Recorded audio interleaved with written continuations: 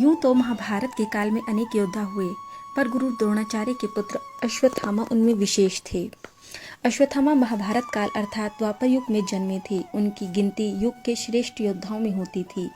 वे गुरु द्रोणाचार्य के पुत्र व कुरुवंश के राजगुरु कृपाचार्य के भांजे थे। जन्म का रहस्य। अश्वत्थामा का जन्म भारद्वाज ऋषि के पुत्र द्रोण के यहाँ हुआ था। उनकी माता का नाम प्रपी था। जन्म लेते ही अश्वत्थामा ने उच्च शर्वा अर्थात अश्व के समान घोर शब्दघोष किया। वे सभी दिशाओं व व्योम में गूंज उठा। तब आकाशवाणी हुई कि इस विशिष्ट बालक का नाम अश्वत्थामा होगा। संघर्षपूर्ण जीवन। अश्वत्थामा के जन्म लेते ही द्रोण की आर्थिक स्थिति गिरती चली गई। घर में कुछ भी खाने को नहीं बचा। विपन्नता आ गई। घर में गाय तक न थी। अन्य ऋषि कुमारों को दूध पीते देखकर अश्वत्थामा चावल के आटे का घोल पीकर सभी से झूठ कहते कि मैंने दूध पी लिया है। यह दयनीय स्थिति देख उनके पिता द्रोण स्वयं को धिक्कार उठे।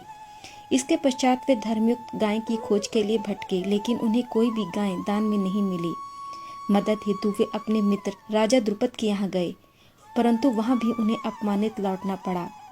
अस्त्र शस्त्र के ज्ञाता पिता की सत्ताहीन व्यक्ति द्वारा अवमानना ने अश्वत्थामा को झंझोर कर रख दिया। संपूर्ण विद्याओं में पारंगत अश्वत्थामा।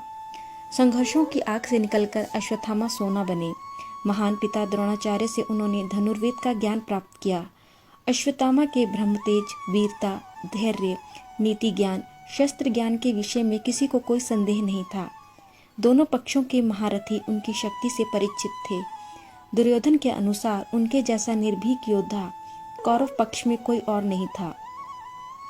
जब अश्वत्थामा को मिला कल्प के अंत तक भटकने का शाप। अश्वत्थामा के पिता द्रोणाचार्य ने कौरवों और पांडवों दोनों को ही शस्त्र विद्या में पारंगत बनाया था। हस्तिनापुर राज्य के प्रति निष्ठा होने के कारण उन्होंने महाभारत युद्ध में कौरवों का साथ देना उचित समझा। अश्वत्थामा भी अपने पिता की भांति शस्त्र विद्या में निपुण थे। पिता पुत्र की जोड़ी ने महाभारत के युद्ध में पांडवों की सेना को छिन्न भिन्न कर दिया था, जिससे पांडव निराश होने लगे थे। तब श्री कृष्ण ने कूटनीति से द्रोणाचार्य का वध करने के लिए कहा। इस योजना के तहत युद्ध भूमि में यह बात फैला दी गई कि अश्वत्थामा मारा गया है। जब द्रोणाचार्य ने धर्मराज युधिष्ठिर से अश्वत्थामा की मृत्यु की सत्यता जाननी चाहिए, तो युधिष्ठिर ने जवाब दिया, अश्वत्थामा हतो नरो व कुंजरो वा, अर्थात अश्वत्थामा मारा गया है, लेकिन मुझे पता नहीं कि वह नर था या हाथी।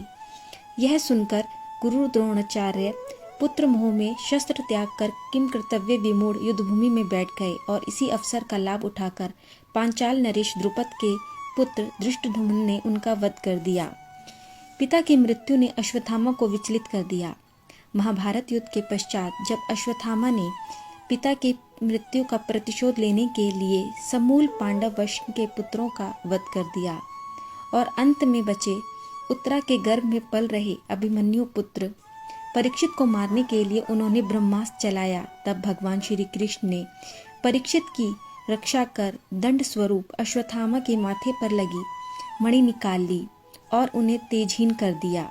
साथ ही उन्हें युगों युगों तक भटकने का शाप भी दिया। कहा जाता है कि असीरगढ़ के अलावा मध्य प्रदेश के ही जबलपुर शहर के गौरी घाट यानी नर्मदा नदी के किनारे भी अश्वत्थामा भटकते रहते हैं। स्थानीय निवासियों के अनुसार कभी कभी वे अपने मस्तक के घाव से बहते खून को रोकने के लिए हल्दी व तेल की मांग भी करते हैं।